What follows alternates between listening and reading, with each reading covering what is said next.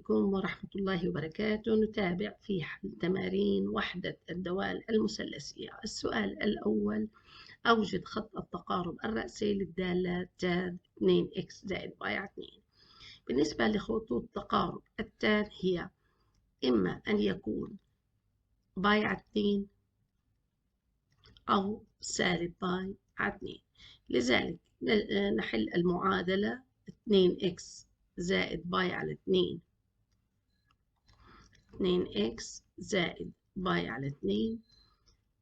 في المرة الأولى نجعلها سالب باي على 2، وفي المرة الثانية 2x زائد باي على 2 تساوي باي على 2. مرة سالب باي على 2، مرة موجب باي على 2. نقوم بحل المعادلة الآن بالشكل التالي. طبعا ننقل الباي على 2 إلى الطرف الثاني فتصبح 2x تساوي سالب باي على 2، وسالب باي على 2 سالب باي. نقسم على 2 فتصبح سالب باي على 2. هذا المقارب الأول. بالنسبة للمقارب الثاني 2x تساوي باي على 2 وسالب باي على 2 ستكون صفر. نقسم على 2x تساوي صفر. إذا خطوط المقاربات هي الصفر والسالب باي على 2. الصفر والسالب باي على 2. الإجابة C. السؤال الثاني: أوجد خط التقارب الرأسي للدالة كوتان x على 3. بالنسبة لكوتان x على 3 ستكون بالشكل التالي. كوتان، ما هي مقاربات الكوتان؟ مقاربات الكوتان هي الصفر والباي. هذه المقاربات الأصلية للدالة كوتان x يجب أن نحفظها الصفر والباي، لأن مجال الكوتان هو x ما عدا صفر n باي، صفر زائد n باي، لأن المقام ينعدم عند الصفر. لذلك نبدأ بالمقدار داخل الكوتان وهو x على 3 يساوي، المرة الأولى نجعله صفر والمرة الثانية نجعله المقارب الثاني باي. بحل المعادلات x تساوي 3 ضرب صفر صفر، و x تساوي 3 ضرب باي 3 باي. إذن المقاربات هي الصفر و3 باي، وهي الإجابة C. السؤال الآخر أيضا لإيجاد خطوط التقارب للدالة كوسيك x زائد باي على 2. بالنسبة لخطوط المقاربة للدالة الكوسيك، طبعا الكوسيك هو مقلوب الساين، والساين ينعدم عند الصفر والباي. لذلك وهنا دورة الكوسيك، طبعا نحن قلنا الصفر والباي في حالة الكوسيك هو مقلوب الساين، ولكن هنا الكوسيك تكون دورته 2 باي، فلذلك سيكون من سالب باي إلى موجب باي، من سالب باي إلى موجب باي. طبعا الكوسيك مقامه ساين، والساين ينعدم عند الان باي، وبما أن دورة الكوسيك 2 باي إذا يكون المقاربان من سالب باي إلى موجب باي. إذا نأخذ المقدار اللي موجود بالزاوية وهو x زائد باي على 2، x زائد باي على 2.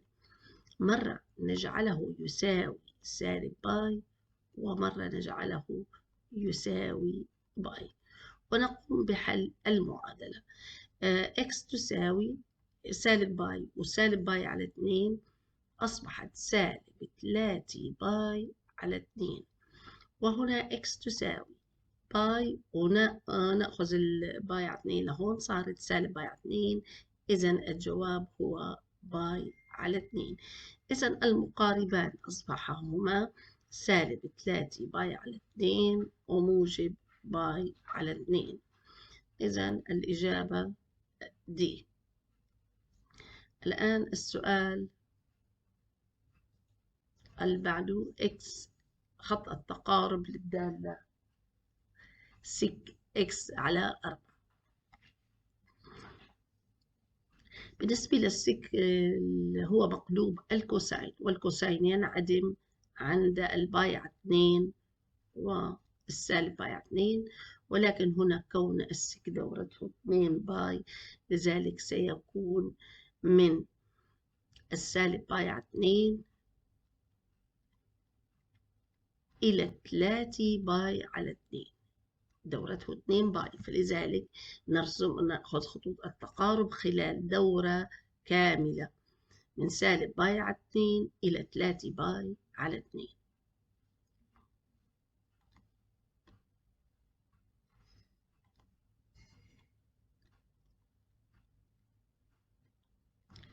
إذا نأخذ الزاوية الموجودة وهي داخل السك وهي x على 4، أول مرة نجعلها سالب باي على 2، والمرة الثانية نجعلها 3 باي على 2. نقوم بحل المعادلة. x تساوي نضرب ب4 سالب باي على 2 ضرب 4 ستكون سالب 2 باي. x تساوي طبعا هنا x على 4، x على 4 تساوي 3 باي على 2، نضرب ب4 فتصبح تساوي 6 باي.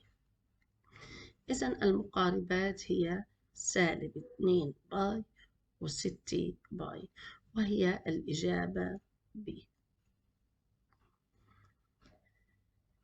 الآن السؤال المدى، مدى الدالة، مدى الساين العكسي. طبعا كلنا نعلم أن الساين المقيد، الساين x المقيد، طبعا الساين مجاله r، ولكن عندما أصبح مقيد أصبح سالب باي على 2 موجب باي على 2.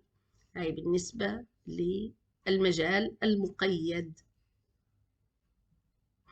والمدى طبعا هو سالب 1 موجب 1.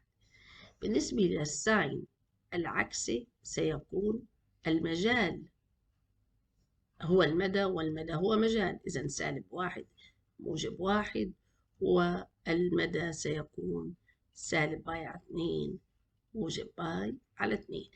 لذلك مطلوب المدى، مدى الساين العكسي، إذا هذا هو مدى الساين العكسي. الإجابة ب. أيضا بالنسبة لمدى دالة الكوساين العكسي، الكوساين طبعا كوساين x مجالها r، ولكن المقيد هو من 0 إلى باي إلى المدى سالب 1 موجب 1، وبالتالي الكوساين العكسي يصبح المجال مدى والمدى مجال إلى 0 باي. لذلك يكون المدى هو 0 باي للكوساين العكسي. بالنسبة لمجال التان العكسي، مجال دالة التان مجالها طبعا كما نعلم هو طبعا المجال المقيد سيكون من سالب باي على 2 إلى باي على 2، سالب باي على 2 إلى باي على 2، لأن دالة التان غير معرفة في الأطراف، سالب باي على 2 باي على 2، والمدى هو r. التان العكسي يكون المجال هو r والمدى هو سالب باي على 2 موجب باي على 2. الآن المطلوب المجال، إذا المجال هو r، مجال التان العكسي هو r.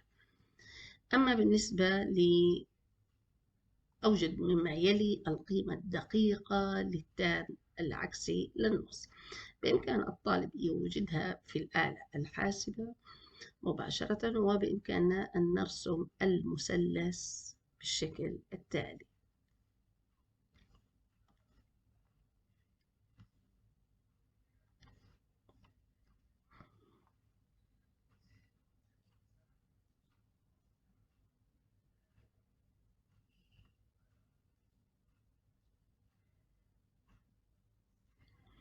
هذا المثلث القائم، لدينا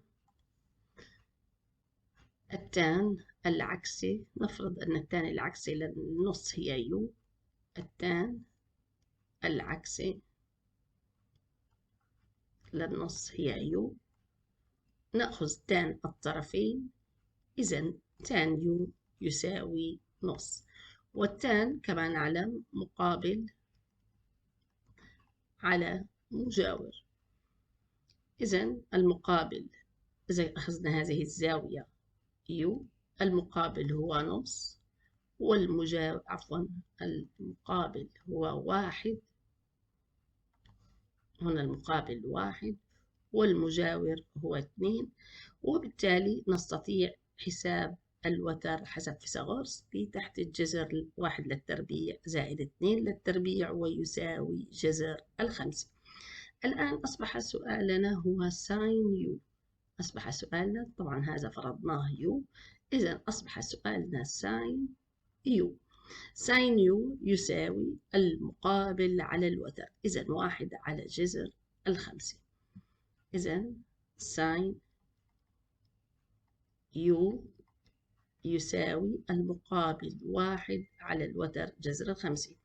وبما أن جذر الخمسة في المقام، إذا نضرب البسط والمقام بجذر الخمسة حتى نحصل على الإجابة المطلوبة في الاختيارات. جذر 5 على جذر 5 ضرب جذر 5، إذا أصبح الناتج هو جذر الخمسة على 5، وهي الإجابة ب. تمنياتي لكم بالتوفيق، ونتابع جزء آخر إن شاء الله في الدوال المثلثية.